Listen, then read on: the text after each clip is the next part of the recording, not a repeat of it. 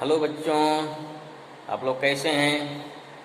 मैं आशा करता हूं कि आप लोग सब स्वस्थ होंगे, बढ़िया होंगे, पढ़ाई लिखाई कर रहे होंगे और मज़े में खूब इंजॉय कर रहे होंगे। लेकिन इन्हीं इंजॉय के बीच, इन्हीं आनंदपूर्ण क्षणों के बीच अपने जीवन के इंजॉय के लिए सबसे जो इम्पोर्टेंट है वो पढ़ाई है।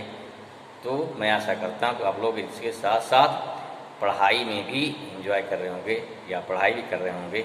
ठीक है, तो आज हम लोग इलेक्ट्रोस्टैटिक्स का तीसरा वीडियो बना रहे हैं।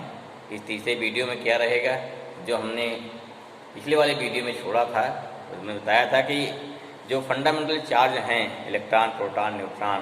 न्यूट्रॉन तो चार्ज नहीं है, लेकिन जो फंडामेंटल पार्टिकल्स हैं, these particles can be also divide in smallest particle, जिसे क्या बोलते हैं, जिसे बोलते हैं quark.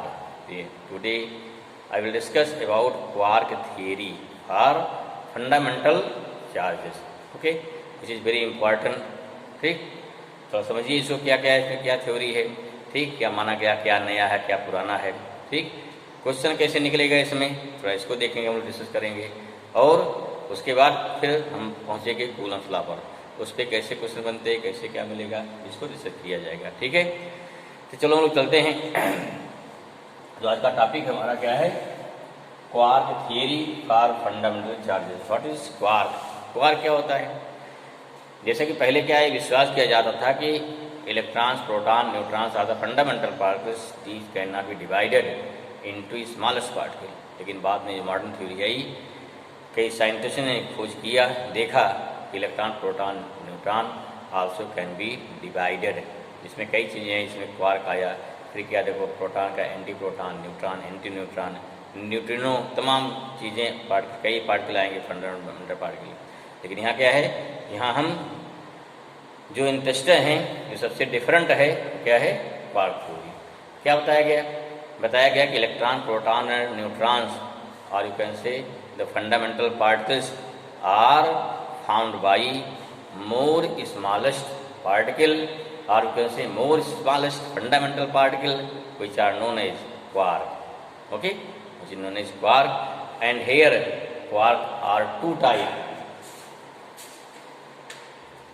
Quark are two types. First one known as up quark, second one known as down quark. The nature of up quark is positive and the nature of down quark is negative. Okay, now we see what is the value of up quark and what is the value of down quark. This means first we know means fundamental particles क्या हो गया, यहाँ हो गया fundamental particles are divide into smallest particle. Smallest particle are known as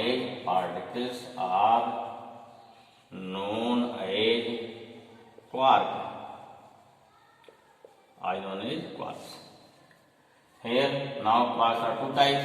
Quark हो गए, quark क्या हो गया, quarks are two types. पहला क्या है, up quark। दूसरा क्या हो जाएगा आपका, down quark. And up quark is denoted by small you, down quark is denoted by small D. Okay, the charge at the up quark is +2/3e. What is e? You get charge of electron or charge of proton. Here positive, this means E charge of proton and 2/3, and charge of this one 1/3 minus E. This means negative charge, this down quark negative and up quark is positive. Now theory क्या है, theory में क्या है कि हमारे electron, proton, neutrons हैं या fundamental particles हैं, are found by combination of these quarks. दूसरी बात क्या है कि अगर यहाँ चार्ज क्या हमारा हो गया, जिसमें कि यहाँ 2 अप क्वार्क कितना हो गया, 2/3 हो गया, डाउन क्वार्क कितना हो गया, -1/3 हो गया। इससे क्या हो गया, इससे हमारी जो थ्योरी क्या है, कौन सी थ्योरी, क्वांटाइजेशन ऑफ चार्ज, वो आपकी थ्योरी क्या वायलेट हो जा रही है, ठीक है, अर्थात वो थ्योरी क्या गड़बड़ हो जा रही है ना, ठीक। तो उस थ्योरी गड़बड़ ना हो, या गड़बड़ मान लो क्या है, ये माना गया क्या है, या देखा गया, जो भी समझिए आप, क्या कि बताया गया कि these up quark and down quark are can not exist separately और individually, means single up quark can't be exist, single down quark can't be exist. This means these up quarks are exist in term of combination. How to take combination? This combination such that this proton is found by two up quark and क्या हो गया, and one down quark. Therefore charge of proton 2 up quark means 2 by 3e plus 2 by 3e minus 1/3e equal to कितना हो जाएगा, plus ई, okay, 4/3 minus 1/3 कितना आ जाएगा, ये आप लिख लीजिए कितना आ गया, ये हो गया प्लस 3e/3 इक्वल टू कितना हो गया, प्लस ई आ जाएगा। This means charge of proton is positive charge, okay. Charge of means electron found by combination of 3 down quark, this means minus 1/3e minus 1/3e minus 1/3e equal to minus 3e/3 equal to minus e. That's why electron है negative charge, electron है negative charge, and neutron is found by 1 up quark and 2 down quark, 1 up quark and 2 down quark. Up means plus 2/3e minus 1/3e minus 1/3e equal to कितना हो गया, 0. That's why charge at the neutron is nil, charge कितना होता है neutron पर, निल, कोई charge नहीं होता है। तो this is the theory of quark, ठीक है ना। क्वेश्चन कैसे मिलेगा, मान लीजिए दिया कोई भी न्यूक्लियस है, इलेक्ट्रॉन है, न्यूक्लियस से कोई एटम है, all the atom form by proton and neutron as well as electron, okay. तो जितने आपके पार्टिकल्स हैं, जितने मॉलिक्यूल्स हैं, जितने ऑब्जेक्ट हैं, सभी क्या है, एटम से, मॉलिक्यूल से, ठीक है। और वो एटम मॉलिक्यूल किससे बने हैं, वो बने हैं प्रोटॉन न्यूट्रॉन इलेक्ट्रॉन से। दिस मीन्स ऑल है some amount of up quark and some amount of down quark, ठीक है। तो this is the theory of quark. And क्या हुआ इससे आपका जो quantization of charge is also not violate, यह पूछा जाता है if quark theory is okay, if quark theory is adopted और if quark theory is right, then why quantization of charge is not violate. तो सिंपल सा है, since quarks are individually, quarks are separately not exist, they are exist in combination of up and down quark और simple अर्थ quark, और simple क्या हो गया, ठीक है ना। तो these are exist in term of क्या, combination, and when they are combined then proton exist करेगा, इलेक्ट्रॉन एग्जिस्ट करेगा, न्यूट्रॉन एग्जिस्ट करेगा। दिस मीन्स किसी भी ऑब्जेक्ट पर जो चार्ज पाया जाएगा वो फंडामेंटल यूनिट ऑफ चार्ज का इंटीग्रल मल्टीपल होगा, ठीक है, चाहे प्लस ई हो चाहे माइनस ई हो, या प्लस माइनस एनी होगा। That's why quantization of charge is also exist as well as these quark theory is also क्या है, quark theory is also true। तो दोनों थ्योरी में ट्रू है। This is the quark theory for the क्या गया, for the fundamental charge. अब ये क्वेश्चन देखते हैं, कैसे क्वेश्चन दे दिया, मान लीजिए जैसे दे दिया, मान लीजिए नंबर 1 प्रॉब्लम क्या दे दिया, तो फाइंड द दे दिया, मान लीजिए find the total number of up quark and down quark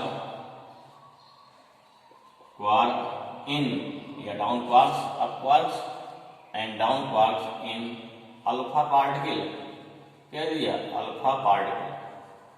चलिए इन नंबर क्या लिया, अल्फा पार्टिकल, नंबर 2 क्या ले लिया, H2O मॉलिक्यूल, 2 ले लिया क्वेश्चन भाई, मॉलिक्यूल 2 कर लेते हैं, ओके, ठीक है। नंबर 2 क्या हो गया, H2O मॉलिक्यूल, ओके, क्लियर। चलिए क्लियर है, अच्छी बात है। सोल्यूशन करिए इस वजह का, सोल्यूशन कैसे, क्या गिवन है नंबर 1, अल्फा पार्टिकल है, क्या है, अल्फा पार्टिकल है। If this alpha particle, what is alpha particle? I have told the nucleus of helium, the nucleus of helium is known as alpha particle. This means alpha particle means क्या हो गया, 2He4। इफ or you can say since this is a nucleus of helium, therefore it have no electron. This means it have only 2 proton, it have only 2 proton and 2 neutron. Okay. Therefore 2He4 have 2 proton plus क्या हो गया, 2 neutron. 2 proton means 2 up quark and 1 down, plus क्या हो गया, 2 up quark plus क्या, 2 down quark. Okay, now 2 2 क्या यहाँ गया, 4 अप क्वार्क आ गया प्लस 2 डाउन क्वार्क आ गया, यहाँ 2 अप क्वार्क आ गया, 4 क्या हो गया, डाउन क्वार्क आ गया। इसमें कितना हो गया, टोटल हो गया 6 अप क्वार्क प्लस हो गया 6 down quark in alpha particle. इसमें से alpha particle found by 6 up quark and क्या हो गया, and 6 down quark. This is the quark theory for the alpha particle. Okay, similarly second question क्या, second question देखिए क्या है, H2O मॉलिक्यूल क्या बताया करेंगे, how many proton, how many electron, how many neutron. Okay, now we take for second particle. Second particle क्या हो जाएगा आपका, सेकंड क्या हो गया, सेकंड हो गया H2O मॉलिक्यूल। H2O मॉलिक्यूल है, मॉलिक्यूल देखो H2 में क्या होगा, हाइड्रोजन। हाइड्रोजन क्या होता है, एक प्रोटॉन, एक क्या होता है, 1 प्रोटॉन होता है और 1 इलेक्ट्रॉन होता है, न्यूट्रॉन नहीं होता हाइड्रोजन ना, 1s1। ठीक है, ऑक्सीजन क्या होता है, यहाँ क्या हो गया, यहाँ हो गया, यहाँ 2 हैं तो 2 प्रोटॉन प्लस क्या हो गया, 2 इलेक्ट्रॉन। यहाँ क्या हो गया, 8 प्रोटॉन 8 इलेक्ट्रॉन और क्या होता है, 8 न्यूट्रॉन होता है। ये पढ़ चुके हैं। This means H2O molecule contain 2 proton plus 8 10 proton, electron कितना हो गया, 10 electron plus 8 neutron. Okay, 10 proton means क्या हो गया, 10 proton means 2 up 1 down, electron means all up down, neutron means 1 up 2 down हो जाएगा। ठीक है, कितना हो गया यहाँ पे, 20 up quark plus 10 down quark. Clear हुआ, 10 डाउन क्या 2 है ना, कितना हो गया, 20 अप और क्या हो गया, 10 डाउन प्लस यहाँ हो गया 30 डाउन क्वार्क प्लस यहाँ क्या हो जाएगा, 8 अप क्वार्क प्लस क्या हो गया, 16 डाउन क्वार्क। टोटल कर लीजिए, 20 अप यहाँ पे है प्लस 8 अप यहाँ पे, कितना हो गया, 28 अप क्वार्क हो गया प्लस 10 प्लस 30 40 प्लस 16 कितना हो गया, 56 क्या हो गया, down quark. I hope you can find total number of up quark and total number of down quark in any molecule, in any atom, in any particle. Simply, how you can find? First you find total number of proton, total number of electron, and total number of neutron. Then you are able to find total up quark and down quark. Question दे रहे for homework के लिए, इसे कर डालिएगा, clear हो जाएगा शायद होमवर्क के लिए। चलो भाई, क्वेश्चन क्या हो गया, find total number of electron, sorry, total number of up quarks and down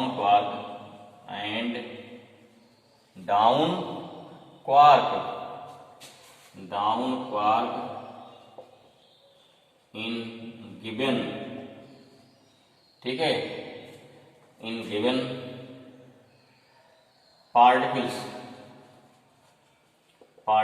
जो भी हो जाएगा आपका। चलिए, पहला क्या, नंबर 1 हमने मान लिया सोडियम प्लस मान लिया, क्लियर होना चाहिए। दूसरा मान लिया क्या है, H2SO4 मान लिया, ठीक भाई। तीसरा क्या हो गया, मान लिया 1H3 प्रोटियम हो गया, सॉरी ट्राइटियम हो गया, 1H3 कर लेंगे, ठीक है। CO2 हो गया, चलो 1 2 3 4 5, अगला ले लेते हैं 4 ले लेते हैं, ठीक है ना। चलो इसे कर लेंगे तो आराम से आ जाएगा, एक फंडा में आपको फंडा क्लियर हो गया, how we can find total number of up quark and down quark. चलिए नेक्स्ट क्वेश्चन क्या दिया जाता है, मिटाएं इसको, नहीं लिख पाए वीडियो पॉज कर लीजिए, फिर इसको लिखिएगा, इसको जो है इसका आंसर फाइंड करिएगा, फिर हमको इसको भेजिएगा लिख करके आंसर, ठीक है ना। चलने से कि अगला फिर क्वेश्चन दिया जाता है कि मान लीजिए कोई एटम है या कोई मॉलिक्यूल्स है या कॉम्बिनेशन ऑफ मॉलिक्यूल्स हैं, कोई मटेरियल है, उस मटेरियल में कुल कितने प्रोटॉन, कुल कितने इलेक्ट्रॉन, कुल कितने न्यूट्रॉन हो गए, हाउ यू कैन फाइंड। जैसे कोई एग्जाम्पल लीजिए, जैसे दिया फाइंड, ये क्वेश्चन लिखिए, क्वेश्चन क्या हो गया, find total number of proton, electron and neutron, क्या हो गया, न्यूट्रॉन इन, क्या हो गया, इन दे दिया 50 ग्राम ऑफ, अब देखिए अगर दे दिया पे ऑक्सीजन मॉलिक्यूल तो O2 हो जाएगा, अगर दे दिया ऑक्सीजन एटम, क्या हो गया, वो ऑक्सीजन क्या हमारा एटम हो गया, मान लो आप कोई है ऑक्सीजन है, हीलियम है, जो दे दिया जाए कोई दिक्कत नहीं। हीलियम एटम में एक एटम में कितने, 2 इलेक्ट्रॉन होंगे, 2 प्रोटॉन ना। अब देखिए पहले क्या फाइंड करेंगे, पहले आप फाइंड करिए कि 50 ग्राम ऑक्सीजन में कितने आपके एटम होंगे, फिर क्या देखेंगे एक एटम में कितने इलेक्ट्रॉन, प्रोटॉन, न्यूट्रॉन है, ठीक, फिर मल्टीप्लाई कर दिए, सिंपल सा है। देखिए सॉल्व करिए, सोल्यूशन देखो भाई, यहाँ मास दिया कितना, 50 ग्राम, 1 ऑक्सीजन, क्या हो गया, 1 ऑक्सीजन तुम्हारा है ना एटम में, क्या हो गया, this contain 1 oxygen atom contain कितना हो गई, 8 प्रोटॉन, फिर क्या हो गया 8 इलेक्ट्रॉन, फिर कितना होता है 8 न्यूट्रॉन होता ना। एक ऑक्सीजन कितना होता है, 8 प्रोटॉन होगा, क्योंकि उसका टाइम नंबर कितना 16 होता ना, तो 8 प्रोटॉन होगा, 8 इलेक्ट्रॉन होगा, जितने प्रोटॉन होते हैं उतने इलेक्ट्रॉन होते हैं एटम में, ठीक है, जब तक उसका आयनाइजेशन ना हो जाए तब तक क्या होगा, सेम रहेगा, ठीक है। अब देखिए एक एटम इतना हो गया, अब देखो 50 ग्राम में कितने एटम होंगे, यहाँ थोड़ा कैंसिल है जिसका एवोगाड्रो नंबर का, तो जो इसका एटॉमिक नंबर होगा उसमें कितने मॉलिक्यूल, सॉरी कितने एटम होंगे, एवोगाड्रो नंबर के बराबर, ठीक है। यहाँ दे दिया इफ क्या दे दिया यहाँ पे, मान लो n दे दिया 6.02 इंटू 10 पावर 23, वैसे 6.023 होता है, इससे ऑप्शन आसान हो जाए, दे दिया उसको, ठीक है। अब देखिए क्या निकालेंगे, जगह में क्या था, जो इसका एटॉमिक वेट होगा, ध्यान रखिए, अगर मॉलिक्यूल हो तो क्या लेते हैं, मॉलिक्यूलर वेट, एटम में क्या लेंगे, एटॉमिक वेट, सिंपल सा है, क्या निकालेंगे, कितना टाइम वेट होता है इसका भाई, 16 होता है, कितना होता है 16 है, यू नो, लिखेंगे सिंस 16 ग्राम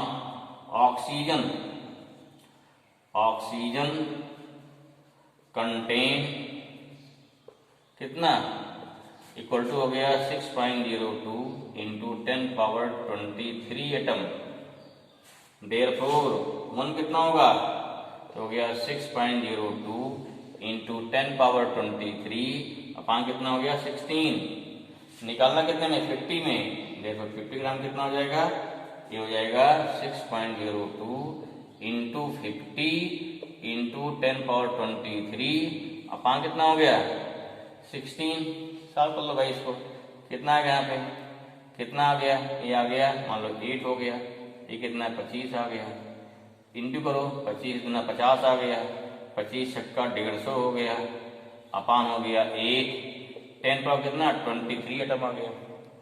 तो इसको सॉल्व करिए कितना आएगा, तो सॉल्व कितना आएगा, सॉल्व करिए, डिवाइड करो, 8 1 जा ना, 8 1 जा 8, 15 है 7 आएगा ना, 70 हो जाएगा, 8 8 जा 64, फिर 64 आ गया, वहाँ 70 है तो 6 आएगा, 65 आएगा, फिर 8 8 जाएगा 64, 110 आएगा, 1 लो जितने का भैया 12 ले लीजिए, ठीक है, नियर अबाउट, ठीक है, तो कितना आ गया इंटू 10 पावर 23 एटम आ गया। अब क्या है, इतने लगभग एटम आ गए, बच्चे करिएगा एक मिस्टेक हो, तो इतने क्या हो गए, कितने एटम हो गए। अब क्या निकालना है, एक एटम में कितने प्रोटॉन हैं, देयरफॉर यहाँ हो गया नंबर ऑफ प्रोटॉन, या total number of, therefore total number of proton, क्या करना है, इसको 8 से इंटू कर दो भाई, क्योंकि एक एटम में कितने हैं, 8 प्रोटॉन है, इसमें कितना हो जाएगा 18.812 इंटू कितना हो गया, इंटू 10 पावर 8 इंटू 5 के सूत्रों पे, चलो 20 हो गया 23 इंटू 8 कर दो, कितना आएगा ये, ठीक है। इसको डिवाइड करेंगे तो कितना आ गया, यहाँ 8 साइड 5 भी आ जाएगा, चलो 5 लिख लेते हैं, कोई बात नहीं, 5 भी आ जाए, यहाँ कितना आ जाएगा 8125 आ जाएगा, 18.8125 इंटू 8 करो, चलो कितना होगा, 8 पंचे कितना हो गया 40 हो गया, 8 3 16 4 20, 8 1 8 2 10, 8 1 64, 1 65 64, फिर क्या हो गया 6 70, 8 1 8 7 15, ठीक है ना, पॉइंट कहाँ लग गया 1 2 3 4, 1 2 से पॉइंट लग गया इतना, 10 पावर 23 प्रोटॉन आ गया। देखिए भाई पॉइंट कहाँ लगा, स्टैंडर्ड फॉर्म में 1.505 हो जाएगा, 2 जा रहा ना तो 25 आ गया प्रोटॉन।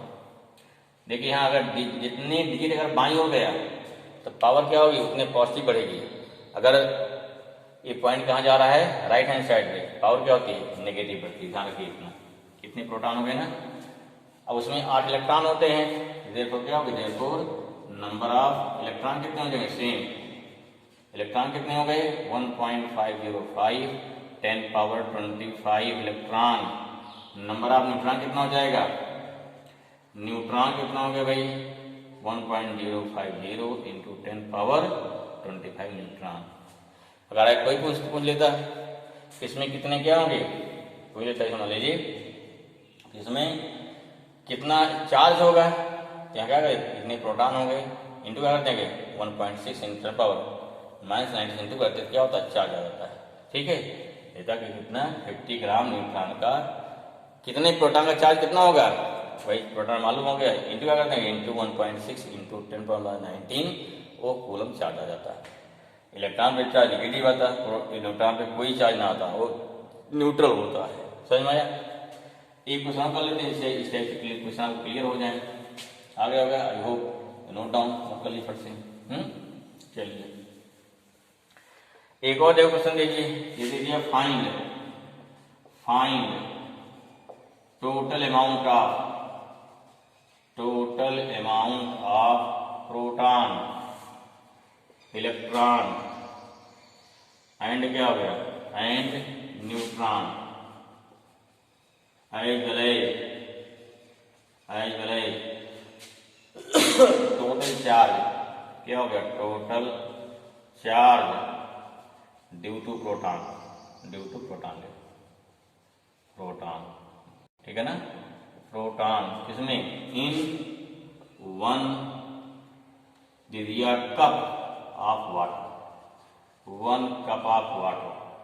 अभी समस्या खड़ी हो गई ना, 1 कप क्या होता है भाई, 1 कप किसे बोलेंगे, कप की साइज डिफरेंट होती है, ठीक है। आप चाय पी रहे हैं, दूध पी रहे हैं, तो कप की साइज जो है अपनी क्या कहें, हम किसे पसंद करेंगे, हम ज़्यादा चाय पीते हैं तो बड़ा कप पसंद करेंगे, कम चाय पीते हैं तो छोटा कप पसंद करेंगे, ठीक है ना। लेकिन यहाँ क्या है, हमें यहाँ ना तो छोटा चाहिए ना तो बड़ा चाहिए, हमें क्या चाहिए यहाँ पे स्टैंडर्ड चाहिए, हम किस स्टैंडर्ड को 1 कप मानते हैं, बात इसकी ये है, यहाँ जानकारी ये ना कि हमें किस स्टैंडर्ड को 1 कप मानेंगे, ये नहीं कि जो कप वही ले लीजिए, ठीक है। दुकान गए छोटा कप है क्योंकि उनको फायदा उठाना है, किसी घर गए दिलदार आदमी है तो बड़ा कप देगा आपको, बहुत बड़ा कप देगा वो, ठीक है, ढेर जैसे पिए आप बहुत खुश हो जाइए। लेकिन नहीं, यहाँ क्या लिखना है, for the standard size of cup, तो जो स्टैंडर्ड साइज होती कितनी होती है, 1 कप ऑफ वाटर बने होगा 250 ग्राम, ठीक है, जिसमें 250 ग्राम ऑफ वाटर आएगा, उसे क्या बोलेंगे, उसे बोलेंगे 1 कप बोलेंगे। क्लियर हुआ, मैंने क्या हो गया, द अमाउंट ऑफ क्या हो गया, क्या लेंगे, मास ऑफ वाटर इन 1 क्या हो गया कप, मास ऑफ, ऐसे लिखो, मास ऑफ क्या हो गया 1 कप ऑफ वाटर, ज्यादा अच्छा रहेगा ना, कितना हो गया 250 ग्राम। क्लियर हो गया, अब निकालना पड़ेगा 250 ग्राम में कितने प्रोटॉन है कितने न्यूट्रॉन, ठीक है।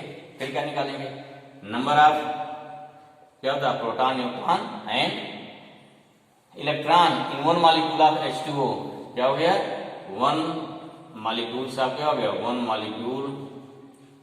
Molecule of H2O। कितना भाई इसमें होगा, अभी बताया था ना, यहाँ 2 प्रोटॉन हो गया, ठीक है, 2 इलेक्ट्रॉन हो गया, यहाँ 8 8 होगा, कितना हो गया, 10 प्रोटॉन हो गया, 10 इलेक्ट्रॉन होगा। लेकिन न्यूट्रॉन हाइड्रोजन नहीं होता है, यहाँ कितना होगा, 8 न्यूट्रॉन होगा। ये ध्यान रखना। एक मॉलिक्यूल हम क्या निकालें, अब निकालेंगे 250 ग्राम में कितने नंबर ऑफ मॉलिक्यूल्स हैं, ठीक है, क्लियर हुआ। फिर एक बात आई, अब क्या लेंगे, अब यहाँ मॉलिक्यूल्स है, क्या लेंगे, यहाँ लेंगे मॉलिक्यूलर वेट। क्या हो गया, मॉलिक्यूलर वेट कितना होता है भाई, सोचिए जरा फट से, वेट ऑफ H2O कितना होता है, कितना होता है, मॉलिक्यूलर वेट ऑफ H2O कितना होगा, अरे भाई 16 इसे क्या 2 कितना हो गया, ये होता है 18 होता है, कितना होता है 18। दिस मीन्स क्या, दिस मीन्स हो गया देयरफॉर सिंस क्या हो गया, 18 gram of water contain, clear हुआ, कंटेन कितने मॉलिक्यूल, 6.02 इंटू 10 पावर 23। थोड़ा साफ लिखा मान लेंगे, सोल्यूशन लिए आसान हो जाए, n मान लेते 6.0 मान लेते तो क्लियर हो जाए ना। बाकी आप प्लीज कठिन कर लीजिए, कोई दिक्कत नहीं है, तो सिर्फ 0 मान लेते हैं, दिया मान लेते हैं, गिवन है, इफ क्या गिवन है, n इक्वल टू गिवन मान लीजिए, इतना हो गया। देयरफॉर 1 कितना हो जाएगा, तो 6.0 इंटू कितना 10 पावर 23 अपान हो गया 18, कट जाएगा, यहाँ 3 आया, कितना आया, ये आ गया 1/3 इंटू 10 पावर 23, इतना मॉलिक्यूल्स आ गया। अभी क्या निकालना है, हमें निकालना 250 ग्राम निकालना भाई, कहाँ निकालना है, 250 ग्राम में निकालना है। कितने में अभी हमारा है, अभी आया 1 ग्राम में, नीचे लिखो देयरफॉर क्या होगा, देयरफॉर नीचे आएगा देयरफॉर कंटिन्यू इन देयरफॉर 250 ग्राम, 250 ग्राम क्या हो गया, आप वाटर आइटम कंटेन कितना हो गया, 1/3 इंटू 25 इंटू 10 पावर 23, ऐसा कितना आ गया 25/3 इंटू 10 पावर 23 मॉलिक्यूल्स आ गए, ठीक है ना, मॉलिक्यूल्स। अब एक मॉलिक्यूल में कितने प्रोटॉन हैं, 10, कितने निकालने के फट से निकालें, ओके। क्वेश्चन देख घबराना नहीं भाई, घबरा जाओ कि अब क्या करें तो ये याद आ गया, नहीं, कैलकुलेशन देख नहीं घबराना है, थोड़ा हिम्मत रखिए। देयरफॉर क्या निकालेंगे, टोटल नंबर ऑफ प्रोटॉन इन क्या हो गया 250 ग्राम ऑफ वाटर ना, कितना हो जाएगा ये 25/3 हो गया, इंटू कितना भाई आपका हो गया ना, इतने कितना हो गया, ये कितना हो गया 10 पावर 23, इतने मॉलिक्यूल हो गए। और एक मॉलिक्यूल में कितने प्रोटॉन थे, 10 थे ना, 10 तो खत्म, डिवाइड करो, 3 8 जा ना 24, तो 3 3 आएगा लगभग अप्रोक्सीमेट, यहाँ एक पावर जुड़ जाएगी, पावर एक जुड़ जाएगी ना, 24 हो गया, 24 प्रोटॉन हो गया, क्लियर हुआ। सिमिलरली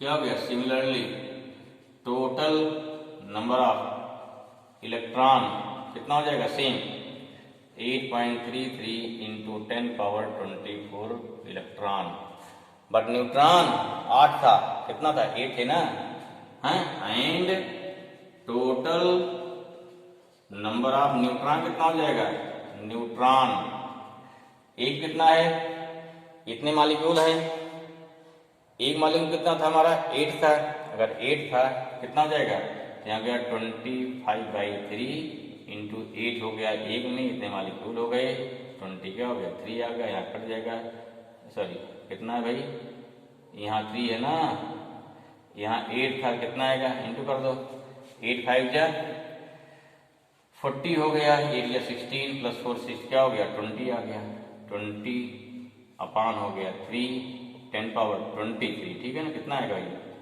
ठीक है, एक पॉइंट ले जाओ तो 20/3 हो जाएगा, 20/3 इंटू 10 पावर 23 आया ना, 24 हो जाएगा, एक कोई जीरो को इधर शिफ्ट कर दिया, अब कितना हो गया 3 से 18 2 20 6 पॉइंट कितना हो गया 6 7 near about into 10 power 24 neutron, clear हुआ। फिर क्या निकालना है, जो हमारा प्रोटॉन है उस प्रोटॉन की वजह से कितना चार्ज है, क्या निकालना है, प्रोटॉन की वजह से कितना चार्ज होगा, कितने प्रोटॉन है, तो बता दिया ना 25/3 इतने प्रोटॉन है। ठीक है, क्या निकालेंगे, देयरफॉर चार्ज क्या निकालेंगे, नाउ अब निकाल दिया सेकंड पार्ट ना, electric charge. Electric charge due to proton, due to proton कितना चार्ज हो गया, तो Q इक्वल टू कितना हो गया, Ne आ जाएगा। कितना आना है, 8.33 आया ना, या 25 बाई कितना आया 3 ना, इंटू 10 पावर 24 आया, इंटू कितना हो गया, इंटू हो गया 1.6 इंटू 10 पावर माइनस 19। ये कितना हो जाएगा, सॉल्व करिए इसको। ठीक है, सॉल्व करिए। हाँ बेटा समझना कहता ना, कितना हो गया हमारा ये, इसे इंटू कर लिए, कितना हो गया, इंटू करिए कितना आ गए, 25 6 जा 150 आ गया, करिए कितना हो गया, 15 आ गया, 25 5 जा 25 प्लस 15 कितना हो गया 40/3 इंटू 10 पावर देखो ना क्या 19 है या 14 है, 14 माइनस 19 कितना है, 24 माइनस 19 5 आ जाएगा ना। ठीक है, 9 5 14 सही है। यहाँ क्या हो गया, अगर जोड़ लो भाई 9 5 14 सही है ना, कितना आ गया, ये हो गया 13.33 इंटू 10 पावर 9 कूलम चार्ज आ गया हमारा। इस प्रकार से निकाल सकते हैं total amount of charge, number of proton, number of electron. अब चाहे जो एटम लिया जाए, चाहे जितना अमाउंट दिया जाए, अब एक लग गई आपको आइडिया, इससे आप फाइंड कर सकते हैं। ठीक है ना, इस प्रकार से क्या रही आपकी क्वाल थ्योरी क्लियर हुआ आपको, साथ साथ इससे कुछ क्वेश्चन क्लियर हो गए। आपको क्वेश्चन लगाना है, आप लोग क्वेश्चन लगाते नहीं, दिक्कत यहीं पे है ना, क्वेश्चन लगाइए, देखिए उसको क्या कह रहा है। ठीक है, चलिए एक और पढ़ लेते हैं, इसके बाद नेक्स्ट आपके उसके बाद हमारा आता है कूलम्स लॉ। नेक्स्ट क्या आता है हमारा, नेक्स्ट है कूलम्स लॉ। देखिए सिंपल सा है, जैसे हम लोग पढ़े थे क्या, लॉ ऑफ ग्रेविटेशन, सेम ऐसे कूलम्स लॉ है। हम क्या पढ़े थे, लॉ ऑफ ग्रेविटेशन जैसा हमारा क्या है कूलम्स लॉ है। उसमें क्या था, इन दोनों अंतर क्या है, इन दोनों को मात्र ही अंतर है कि in case of law of gravitation उसमें क्या था, उसमें अगर दो बॉडी हमारे पास हैं तो दो बॉडी में क्या होता है, उसमें केवल था फोर्स ऑफ अट्रैक्शन था। लेकिन यहाँ क्या हो गया, यहाँ दो चार्ज होंगे, we have two charges which are experience a force of attraction as well as repulsion. क्या निकालना है, यहाँ निकालना है the magnitude of that amount of charge and the direction. अगर आप निकालेंगे मैग्नीट्यूड तो उसे क्या बोलते हैं, उसे बोलते हैं कूलम्स लॉ बोलते हैं, स्केलर फॉर्म। यहाँ दो फॉर्म होता है, एक होता है कूलम्स लॉ क्या बोलते हैं, फर्स्ट होता है स्केलर फॉर्म, क्या होता है स्केलर फॉर्म। दूसरा क्या होता है, एकदम क्लियर होना चाहिए, वेक्टर फॉर्म। क्या हो गया, स्केलर फॉर्म एंड सेकंड क्या हो गया हमारा वेक्टर फॉर्म। ठीक, today first I will discuss about scalar form, this is also very very interesting. ठीक है, एक सिंपल पहले आपको क्लियर होना चाहिए कूलम्स लॉ और लॉ ऑफ ग्रेविटेशन क्या डिफरेंस है। Law of gravitation this shows force of attraction only and this shows attraction as well as repulsion. ठीक है ना, चलिए पहले क्या लेंगे हम, फर्स्ट लेंगे कूलम्स लॉ, कैसा होगा स्केलर फॉर्म लेते हैं भाई, डाल लो हेडिंग, क्या हो गया Coulomb's law, Coulomb's law scalar form. क्या हो गया यहाँ पे ब्रैकेट हो गया स्केलर फॉर्म, स्केलर फॉर्म। ठीक है ना, हाउ स्टेट कैसे स्टेट, दो चार्ज होंगे ना आपके पास, कितने होंगे, यू हैव टू चार्जेस, मतलब चार्ज का सिंबल क्या है, क्यू था बता चुके हैं, चार्ज Q1 है, चार्ज Q2 है, भी डिस्टेंस कितना हो गया R हो गया, डिस्टेंस कितना हो गया R हो गया। ठीक है ना, यहाँ क्या हो गया, यहाँ हो गया it state that the amount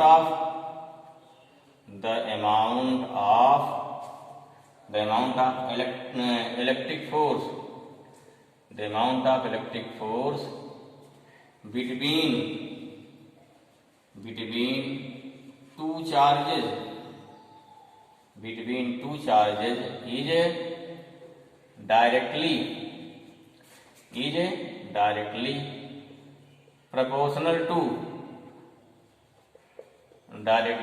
proportional to the product of magnitude of both charges as well as inversely proportional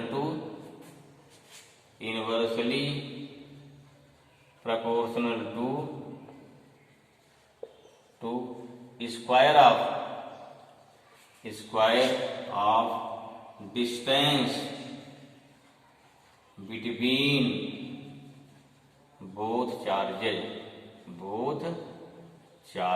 clear हुआ? ठीक है, ये देखिए यहाँ पे दिस इज द इनवर्सली क्या दिया यहाँ पे, inversely proportional to square of distance. इसे क्या बोलते हैं? This follows inverse square law पूछा था। ठीक है, इसे क्या बोलते हैं? इनवर्स स्क्वायर लॉ बोलते हैं इसी को। ठीक है, इसको देखोगे therefore F directly proportional to Q1 Q2। What is Q1 Q2? Magnitude. Okay, क्या लेंगे इसका मैग्नीट्यूड कितना है? जैसे कहीं माइनस दिया है, क्या दिया है? अगर दिया -2 माइक्रो कूलम या 2 कूलम, तो वहां हमें प्लस लेना है, उसका मैग्नीट्यूड लेना है, साइन नहीं लेना, ध्यान रखिए। सेकंड क्या हो गया? 1 क्या हो गया? R स्क्वायर, नंबर 1 नंबर 2 हो गया। ठीक है, क्लियर हुआ? अब दोनों कंबाइन कर लीजिए, इसको उतार लिए होंगे, नहीं उतार पाए थे जस्ट इसको क्या पॉज करिए, फिर उतारिए फट से। आपका नोट्स बढ़िया बन जाए, नोट्स बना लीजिए, एकदम हमेशा काम आएगा, एकदम क्लियर नोट रहेगा आपका। ठीक है, कंबाइन क्या हुआ? फ्रॉम इक्वेशन क्या होगा? देयरफॉर हो गया from equation 1 and 2 and equation क्या हो गया? एंड इक्वेशन 2 क्या मिल जाएगा? F proportional to Q1 Q2 by क्या हो गया? R square. Q1 Q2 by कितना हो गया? R square. ठीक है, अब यहाँ एक कांस्टेंट आएगा, ये क्या है? कांस्टेंट आएगा, therefore F equal to constant K आया 1/4 पाई एप्सिलॉन नॉट इंटू कितना, सॉरी इंटू क्या हो गया? Q1 Q2 बाई क्या हो गया? R स्क्वायर आ गया। ठीक है, K कांस्टेंट है, वेयर K क्या बोलते हैं? इसे बोलते हैं प्रोपोर्शनैलिटी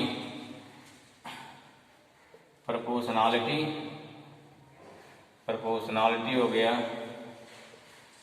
कांस्टेंट हो गया। की वैल्यू कितनी आएगी भाई? की वैल्यू आती है, इसे बोलते हैं 1/4 पाई एप्सिलॉन नॉट बोलते, ध्यान रखिए। इसका नाम क्या है? देखो सी बनाएंगे, देखो सी बना करके ऐसे भी कट कर देंगे, जैसे आपने मैथ वाले करेंगे एलिमेंट, सेम सा सिंबल होगा वैसे जस्ट लाइक। कुछ बच्चे इसको ई लिख देते हैं जल्दी में या नहीं ध्यान दे पाते हैं, तो समझिए उसको। एप्सिलॉन कैसे बनता है? सी बना करके बीच में कट कर दो। नॉट माने हो गया नॉट या जीरो में बोलते हैं फ्री स्पेस। ठीक है, इसकी वैल्यू कितनी हो जाएगी? इसकी वैल्यू होती है पूरी वैल्यू 9 × 10⁹। ठीक है, 9 × 10⁹ न्यूटन मीटर स्क्वायर अपान क्या होता है? Coulomb square. इसकी यूनिट हो गई। ठीक है, इसकी क्या हो गई? यूनिट हो गई किसकी? ये हो गई एप्सिलॉन नॉट की, सॉरी 1/4 पाई एप्सिलॉन नॉट की वैल्यू हो गई। ठीक है, इतना समझ में आ गया? इतना समझ में आया, वेरी गुड। तो वैल्यू की आ गई इस बात से। हाँ, तो केवल रख सकते हैं इसमें। यहाँ चीज हमारा है जिसे बोलते हैं क्या? Epsilon not. एक नया वर्ड हमारे गया कि एप्सिलॉन नॉट बोलते क्या इसे बोलते हैं परमिटिविटी ऑफ मीडियम। यहाँ पे कौन मीडियम है? यहाँ फ्री स्पेस है, यहाँ बोलेंगे permittivity of free space. Value कितनी इसकी होती है? ये होती है 8.85, कहीं ऐसे लिखता है, इंटू होता है 10⁻12। वैल्यू याद रखना है। इसकी यूनिट क्या होगी? कूलम स्क्वायर अपान होता है न्यूटन इंटू मीटर स्क्वायर। ठीक है, डायमेंशन कैसे फाइंड करेंगे? डायमेंशन फाइंड कर लेते हैं इसकी भाई। डायमेंशन क्या हो जाएगा? डायमेंशन ऑफ एप्सिलॉन नॉट, वहां क्या कूलम स्क्वायर है, न्यूटन मीटर स्क्वायर है। कूलम क्या हो जाएगा? कूलम हो गया 80 का होल स्क्वायर, न्यूटन क्या हो गया? mLt-2 और मीटर क्या हो गया आपका L/2। क्या हो जाएगा इस बात से? a power 2 t power 2 upon m कितना हो गया m l power 3 t minus 2 कितना है इस बार से देखो m पावर माइनस 1 l ऊपर जा रहा है कितना हो जाएगा l माइनस 3 t ऊपर जा रहा भाई t पावर 4 a पावर 4 इसी डायमेंशन हो गई। ठीक है, तो इतना हमारा चीज़ें हो गई क्या कूलम्स लॉ का स्केलर फॉर्म। अभी और क्या जानना है इसमें जानना है परमिटिविटी होती क्या, how we define permittivity, what is the physical significance of permittivity, ये जानना जरूरी है।